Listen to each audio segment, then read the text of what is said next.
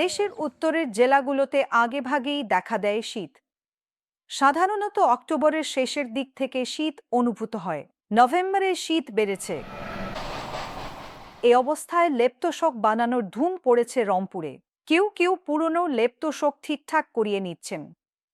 নিত্যপণ্যের সঙ্গে পাল্লা দিয়ে বেড়েছে লেপ্তশোকের দামও। 5 বছরের ব্যবধানে দাম বেড়েছে প্রায় দ্বিগুণ। এতে আগের মতো লাভের মুখ দেখছেন না বলে জানিয়েছেন বিক্রেতারা। অর্ডার দিয়ে বানানো একই সাইজের লেপের দাম 900 টাকা থেকে বেড়ে হয়েছে 1250-1300 টাকা। আগে 5 হাত বাই 5 হাত সাইজের লেপের দাম ছিল 1100 টাকা। এখন তা 1500-1600 টাকায় বিক্রি করতে হচ্ছে। লেপের কভার সহ বিক্রি হচ্ছে 2100-2200 টাকা। রংপুর শহরের দেওয়ান বাড়ি রোডের কারিগর রুল ইসলাম জানান, তার কারখানায় এখন দৈনিক 10-12টি লেপ তৈরি হচ্ছে। শীত বাড়লে সংখ্যা আরও বাড়বে। এখন 4 জন কারিগর কাজ করছেন। নগরীর কুটিরপাড়া এলাকার মৌসুমি ধুনকর আকরাম হোসেন জানান, এখন তার কারখানায় দিনে 6-7টি লেপ বানানো হচ্ছে।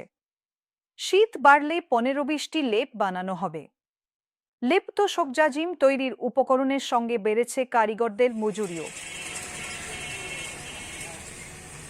হানাগাছ পৌর এলাকার লেপ্তশোক বিক্রেতা মোহাম্মদ মখদুমি জানান, 5 বছর আগে জাজিম তৈরিতে মজুরি ছিল 200 টাকা, লেপ 120 টাকা এবং তোশকের মজুরি ছিল 80-90 টাকা। এখন মজুরি বেড়ে দ্বিগুণ হয়েছে।